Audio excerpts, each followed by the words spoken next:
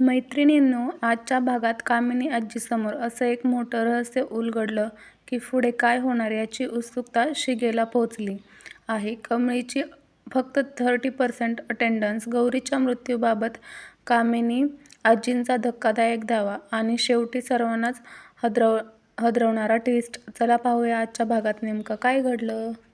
सुरुवातीला राजन त्याच्या बाबांसोबत आणि मंदिरात आलेले असतात आणि त्यांच्या मागेच कमळी तिच्या आईसोबत आणि निंगीसोबत मंदिरात आलेली असते.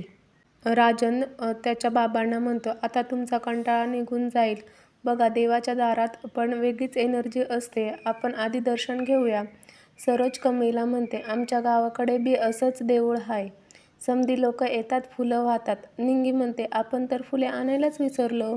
कमळी निंगीला म्हणते, जा तू आईला घेऊन आज जा, मी फुलं घेऊन येते. सरोज म्हणते, एकदम प्रसन्न वाटतंय मंदिरात आल्यावर. राजन त्याच्या बाबांना म्हणतो की चला आता आपण देवळाला वेढा घालून येऊया. कमळी देवाला म्हणते की तुमच्या कृपेने माझी आणि माझ्या आईची भेट लवकरच व्हावी. सरोज पण देवाला म्हणते की कमळे, कधी तुला भेटेल असं झालंय बघ. नंतर ना अनिका वॉचमनला म्हणते, हे हॅलो, तूच लोकांची रेकॉर्ड बनवतोस ना? एंट्री एक्झिट, मला रजिस्टर दे बघू. वॉचमन, रजिस्टर म्हणजे काय लिमलेटची गोळी हाय? लहान मुलांनी मागितली म्हणून द्यायला मिळणार नाही. अनिका, तू मला लहान मुलगी बोलला? सिरियसली? मी नाही ठेवलं. कॉलेजच्या ज्या ओनर आहेत ना, अन्नपूर्णा महाजन, कामिनी महाजन, तुला माहीत आहेत? या आधी ना एका वॉचमन होता, त्याने मला त्रास दिला म्हणून तर मी काय केलं, त्यांच्यासोबत त्यांच्या पूर्ण टीमला काढून टाकलं. तुला पण तुझा जॉब नकोय का? वॉचमन, ओ नाही, हे घे रजिस्टर, चेक करा. लांबून तर क्लिअरली दिसतंय की कमळी कॉलेजला आलीच नाही. आपण पण असंही होऊ शकतं ना की ती एंट्री करायची विसरली किंवा राहिली तिच्याकडून. हां, पॉईंट तर आहे. आपल्याला याच्यासोबत अजून एक प्रूफ कलेक्ट करावं लागेल. फॉलो मी, चला. अनिका, मला कमळीची इन्फो हवी आहे प्लीज. मॅडमला म्हणते, मॅडम म्हणतात, मी तुला दुसऱ्या विद्यार्थ्यांचं रेकॉर्ड नाही दाखवू शकत. अनिका, तुम्हाला माहिती आहे ना, माझ्या ग्रॅनी आजीला एक कॉल लावला तर सगळं मिळेल. ही कमळी काय कॉलेजला येत नाही काय? हो, ती गेल्या काही दिवसापासून अधूनमधूनच लेक्चरला दिसते. चला आता ग्रॅनी आजी कमळीची वाट लावणार. राजन म्हणतो की बाबा, तुम्हाला जर इथे बरं वाटत असेल ना, तर आठवड्यातून 1-2 दिवस आपण देवळात येत जाऊया. निंगी राजन काकाला म्हणते, राजन काका तुम्ही इकडे? राजन काका म्हणतात, बाबांना घेऊन आलो होतो. हो काय? कमळी मी आली आहे. कुठे आहे ती? आत आहे तिकडे. राजन काका म्हणतात, मी बाबांसाठी अभिषेक करायला सांगितला होता, त्याचा प्रसाद आणायला आतच जायचं आहे, मग तिथे भेट होईल आमची. निंगी म्हणते, बरं जावं मग तुम्ही, तोपर्यंत मी आजोबांना इथंच फिरवते. अनिका ग्रॅनी आजी, ग्रेट न्यूज. काय? कमळीची अटेंडन्स माहिती आहे किती आहे? 30% आहे. 70 काय 30 आहे तिची. ही असते आपल्या हातात अडकली आहे. आता तिला कोण वाचवू शकत नाही. कामिनी म्हणते, किती छान न्यूज दिली तू.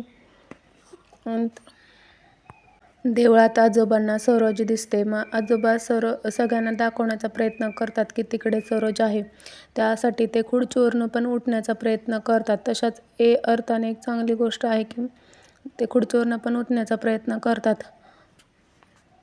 ते खाली पडतात. त्यांना वाटतं की आजोबा खाली पडले, त्यामुळे मग सगळे लोक येतात आणि त्यांना उचलून खुर्चीवर बसून नेऊन गाडीत टाकून घरी घेऊन जातात. घरी गेल्यानंतर ना कमळी म्हणते की तुम्ही खुर्चीवरून उठायचा प्रयत्न करत होता का? तशा अर्थाने एक चांगली गोष्ट आहे का तुम्ही प्रयत्न तरी करताय, हालचाल करताय. खरं बघा की त्या दिवशी, वारीच्या दिवशी, तेव्हा बी तुम्ही असंच काहीतरी सांगायचा प्रयत्न करत होता. हालचाल करत होता.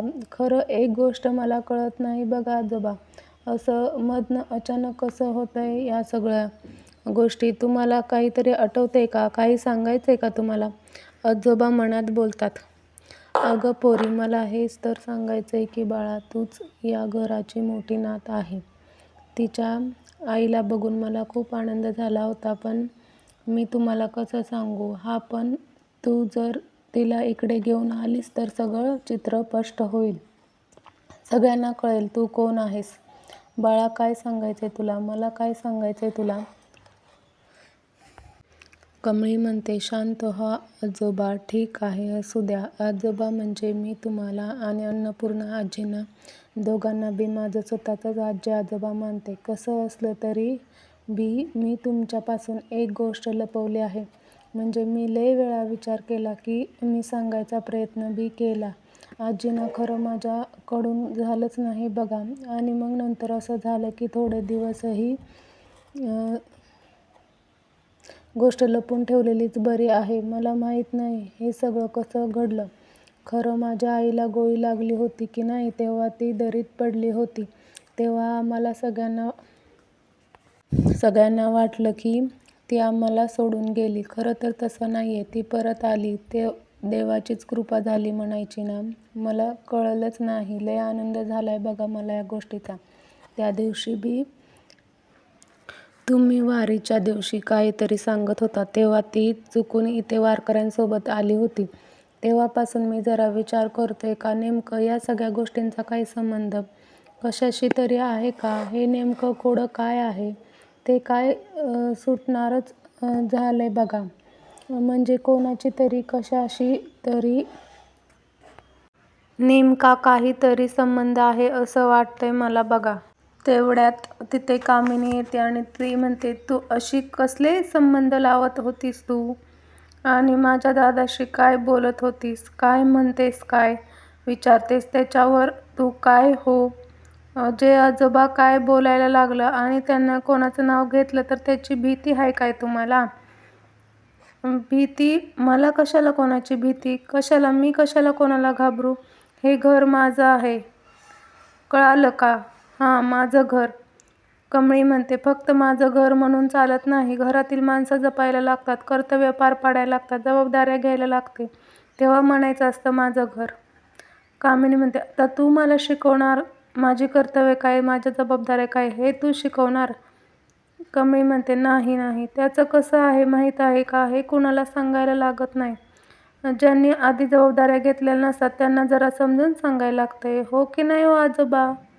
आजोबा मनात बोलतात, होय ग पोरी, तूच या ना पुरून उरू शकते. जेव्हा कधी मला बोलता येईल ना तेव्हा मी या कैदासिनीला सांगेन की कमळी हीच माझी मोठी नात आहे. तेव्हा मला हिची कसलीच भीती नसेल, कारण हिच्याशी 2 हात करायला माझी ही नात कमळीच कणकर आहे. काय ग? कामिनी म्हणते, आज नुसतं तोंड सुटलंय तुझं. मला तुझी अशी दुकरी नस सापडली ना की तुला कुठलीच पळवाट सापडणार नाही. कमळी, हां मग मी म्हणते तुम्ही ती माझी नस पकडूनच ठेवा. कमळी, हे कसं आहे? एकदा का मला तुमची बी नस सापडली की नाही मी इतकं सहजासहजी सोडत नसते. माझं नाव कमळी मोहिते. मग तेव्हा मी तुम्हाला कुठलीच पळवाट हाताला लागू देणार नाही. कामिनी, अगं सोड ग सोड. तू कसली मला पळवून लावतेस? तू जा. कळलं ना, मी कुठेच जाणार नाही. कमळी, अहो आजी, काय आहे आता? किती वेळा सांगायचं तुम्हाला? ठीक आहे, आता परत एकदा आठवण करून देतो. आजी आजोबा, राजन काका यांच्या केसाला जरी धक्का लागला किंवा त्यांच्याबद्दल वाईट विचार करायची तुम्ही प्रयत्न जरी केला तर गाठ माझ्याशी आहे.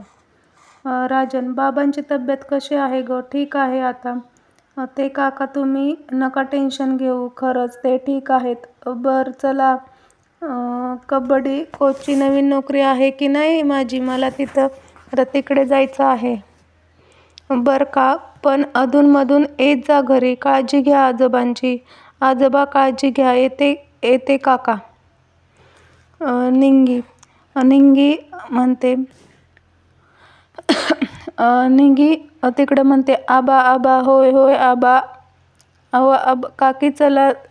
सरोज म्हणते, कमीचा बा हाय, कमीचा बा हाय, एक एक चल.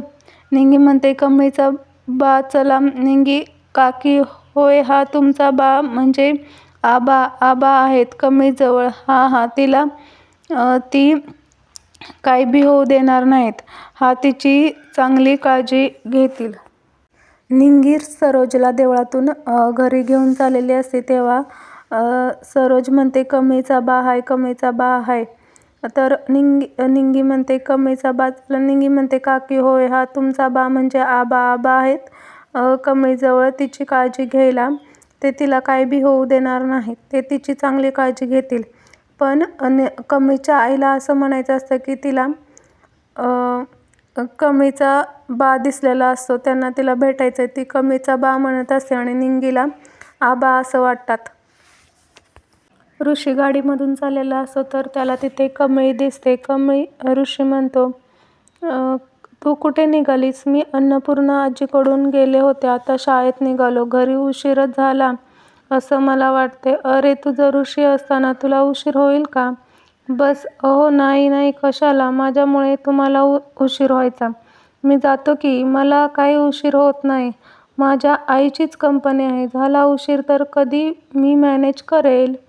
कमळी म्हणते, अहो नको, मी बस म्हणले ना. तुम्ही गेलो असतो की नाही मी माझं. अनिकाला दिसतं. ती म्हणते, एक मिनटं थांबा. ऋषी मला सांगितलं की तो कामात बिझी असणार आहे. वा, तो इथे कमळीसोबत फिरतोय काय?